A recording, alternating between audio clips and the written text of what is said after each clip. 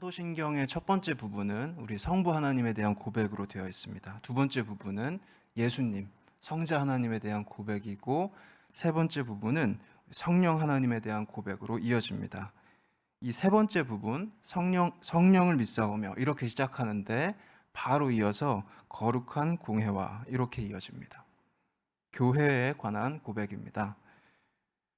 이 디모데전서 우리가 읽은 오늘 본문은 에베소 교회를 배경으로 하고 있습니다. 사도 바울이 2차, 3차 전도 여행을 통해서 개척하고 세우고 굳게 한 교회인데, 이 교회 일부 지도자들이 시간이 흐르면서 바울의 복음이 아니라 그리스도의 복음이 아니라 다른 교훈을 가르치고 있었습니다. 이 문제에 대응하기 위해서 사도 바울이 제자 디모데를 파송했습니다. 그리고 디모데와 에베소 교회에 이 디모데 전서를, 이 편지를 적어서 보냈습니다.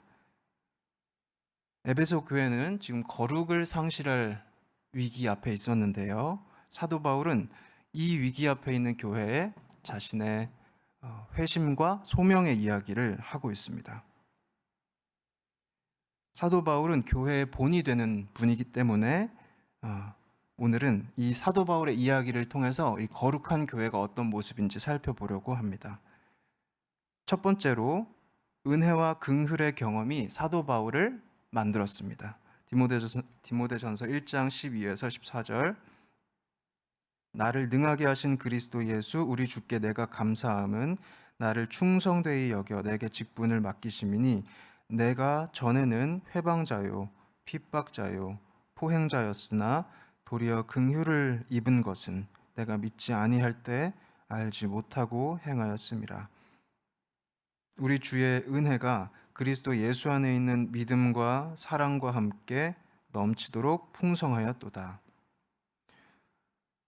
사도 바울은 지금 사도행전 9장에 기록되어 있는 그때의 이야기를 하고 있습니다. 다메섹을 향해서 교회를 핍박하기 위해서 열심히 가고 있던 이 사도 바울에게 부활하신 주님이 찾아오셨습니다. 그 만남 이전에 사도 바울은 하나님을 모독하는 자였고 교회를 핍박하는 자였고, 그러면서도 아주 자랑스러워하는, 당당하게 여기는 사람이었습니다. 하지만 부활하신 주님이 사도 바울의 이런 모습을 보셨습니다. 그리고 왜 나를 핍박하느냐라고 말씀하시면서 찾아오셨습니다. 부활하신 주님은 이 사도 바울을 바로 심판하지 않으시고 긍휼하게 여기셨습니다. 불쌍하게 보셨습니다. 그래서 놀랍게도 바로 이 사람에게 사도의 직분을 맡겨주셨습니다. 그 이후로 사도 바울은 소명이 생겼습니다. 예수님의 복음을 전하기 위해서 경계를 넘어서 나아가고 전진하다가 고난을 받기까지 하는 그런 소명이었습니다. 부활하신 예수님의 긍휼을, 은혜를 경험하기 전에 사도 바울에게는 아무것도 없었습니다. 믿음도 없었고 지식도 없었고 사랑도 당연히 없었습니다. 하지만 예수님이 사도 바울을 보면서 나의 내장이 끊어지는 것 같은 그 고통을 느끼시면서 긍휼을 베풀어 주신 이후에 사도 바울에게는 이 모든 것이 생겼습니다. 만약에 사도 바울의 자격과 사도 바울의 능력과 사도 바울이 했던 말과 행동을 근거로 예수님이 대응하셨다면 사도 바울은 바로 심판을 받았겠지만 사도 바울에게는 은혜가 주어졌습니다. 그러므로 교회는 우리의 자격과 능력이 아니라 하나님의 은혜와 긍휼, 이것을 통해서 거룩한 교회가 됩니다. 두 번째로 사도 바울은 자기의 죄에 대해서 지속적으로 기억하고 경계했습니다. 디모데전서 1장 15에서 16절, 미쁘다 모든 사람이 받을 만한 이 말이여 그리스도 예수께서 죄인을 구원하시려고 세상에 임하셨다 하였도다. 죄인 중에 내가 괴순이라. 그러나 내가 긍휼을 입은 까닭은 예수 그리스도께서 내게 먼저 1절 오래 참으심을 보이사 후에 주를 믿어 영생 얻는 자들에게 본이 되게 하려 하심이니라. 미쁘다라고 이제부터 사도 바울이 인용하는 이 말을 설명하는데, 믿을 만하다는 말입니다. 신뢰할 수 있는 말이라는 뜻입니다.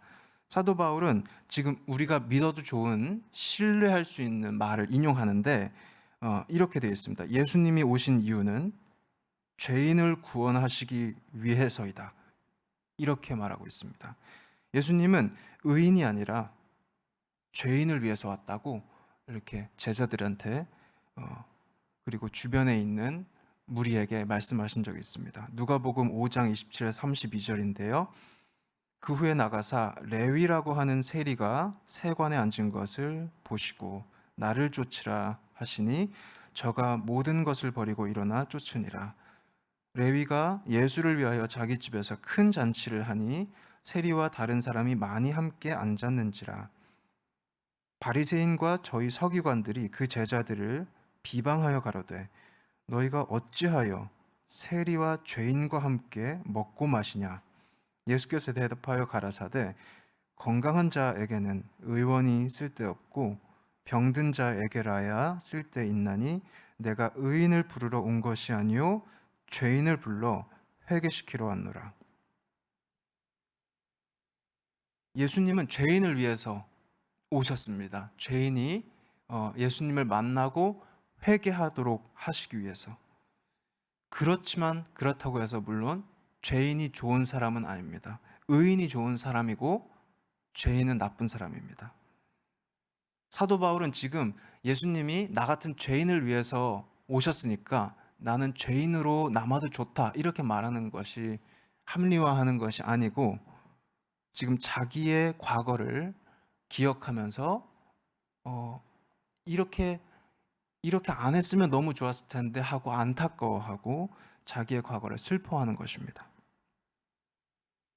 사도 바울이 자신의 과거를 지금 진지하게 슬퍼하는 것인데, 이렇게 할 수 있는 것은 사도 바울이 어떤 개인적인 수련을 많이 해서가 아니라 부활하신 예수님을 만나고 그분이 자신을 어떤 긍휼로 대해 주셨는지를 경험했기 때문에, 그렇기 때문에 내가 정말 어쩔 수 없는 비참한 죄인이구나 라는 의식을 갖게 되는 겁니다.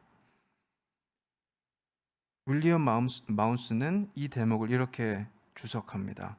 확실히 바울은 자신의 이전의 박해 행위들을 기억할 때마다 몸서리 쳤을 것임에 틀림없는데, 확실히 이것이 너무나 과분하게도 자신에게 매우 충만히 베풀어진 하나님의 긍휼과 은혜의 불가해한 선물에 대한 계속적인 경탄을 야기했을 것이다. 나는 하나님을 회방하고 교회를 이렇게 박해했는데 그 교회의 머리이신 주님이 나를 용납해 주신다니, 이것은 정말 이해할 수가 없는 그런 경험인 것입니다. 예수님이 오래 참아주셨습니다. 오히려 사도 바울을 구원해 주시고 예수님을 위한 사도로 불러주셨습니다. 세 번째로, 이런 사도 바울은 하나님을 찬양할 수 있었습니다. 죄인임에도 불구하고 긍휼을, 은혜를 입었기 때문에 사도 바울 속에서는 하나님을 찬양하는 마음이 우러나왔습니다. 디모데전서 1장 17절 만세의 왕 곧 썩지 아니하고 보이지 아니하고 홀로 하나이신 하나님께 존귀와 영광이 세세토록 있어지이다. 아멘.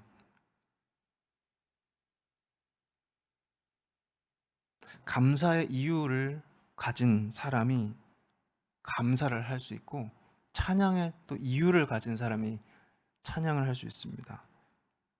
예수님이 우리에게 베풀어 주신 긍휼이, 은혜가 어떤 것인지 우리가 알 때 우리는 감사하고 찬양할 수가 있습니다. 반대로 우리가 만약에 그 은혜와 긍휼을 우리의 일상 속에서 망각한다면은 그 망각이, 그 무지가 우리의 말과 행동과 태도로 드러나게 됩니다. 마태복음 18장에는 그 은혜를 망각한 종의 비유가 나옵니다. 18장 23, 25절, 이러므로 천국은 그 종들과 회개하려 하던 어떤 임금과 같으니 회개할 때 1만 달란트 빚진 자 하나를 데려오매 갚을 것이 없는지라. 이 이야기가 이제 오늘 설교의 마무리인데요. 어떤 임금이 종들과 이제 빚을 회개하려고 정리하려고 모임을 만들었습니다. 모임을 가졌습니다. 임금 앞에 1만 달란트를 빚진 종이 들어왔습니다. 1만 달란트는 갚을 수 없는 금액입니다. 평생을 쉬지 않고 일하고 돈을 모아도 못 갚습니다. 그래서 임금은 이 종에게 일단 요구를 합니다. 너의 몸과 너의 가족을 팔아서 빚을 갚아라. 종은 엎드렸습니다. 그래서 절하고 참아달라고 빌었습니다. 종이 할 수 있는 것은 이것밖에 이제 없었습니다. 이때 임금에게 불쌍한 마음이 들었고 그 빚을 탕감해 줬습니다. 없었던 것으로. 이 종은 이제 가벼워진 마음으로, 감사한 마음으로 그 앞에서 나왔고 길 가다가 동료를 한 명을 만났는데 그 동료는 자신한테 3개월치 월급에 100데나리온의 빚을 진 사람이었습니다. 그래서 빚을 갚으라고 요구합니다. 동료는 자신에게 그 큰 돈이었기 때문에 그 당장 갚지 못하니까 갚을 때까지 참아달라고 이제 빌었던 겁니다. 그런데 놀랍게도 이 사람은 그 동료를 불쌍히 여기는 마음도 없고 빚을 좀 기다려주지도 않고 바로 감옥에 넣었습니다. 이 사람은 자신이 주인한테 어떤 은혜와 긍휼을 입었는지를 기억하지 못했습니다. 그냥 빚이 없어졌구나. 그러고 바로 망각해버리는 그런 사람입니다. 자기는 1만 달란트를 탕감받았는데 동료의 100데나리온은 잊지 않는 사람입니다. 만약에 우리가 하나님 앞에 받은 그 긍휼과 은혜의 경험을 망각하면, 그리고 예수님이 어떤 은혜와 긍휼을 베풀어 주셨는지를 망각하면 우리도 이렇게 민망한 언행과 태도를 하게 됩니다. 그래서 거룩한 교회인 우리는 예수님의 긍휼, 예수님의 은혜를 기억하고 잊지 않아야 합니다. 그리고 우리의 과거를, 우리의 죄를 경계해야 합니다. 하나님께 합당한 감사와 찬양을 드리는 것입니다. 그렇게 거룩한 교회로 살아가는 저와 여러분 되시기를 바랍니다.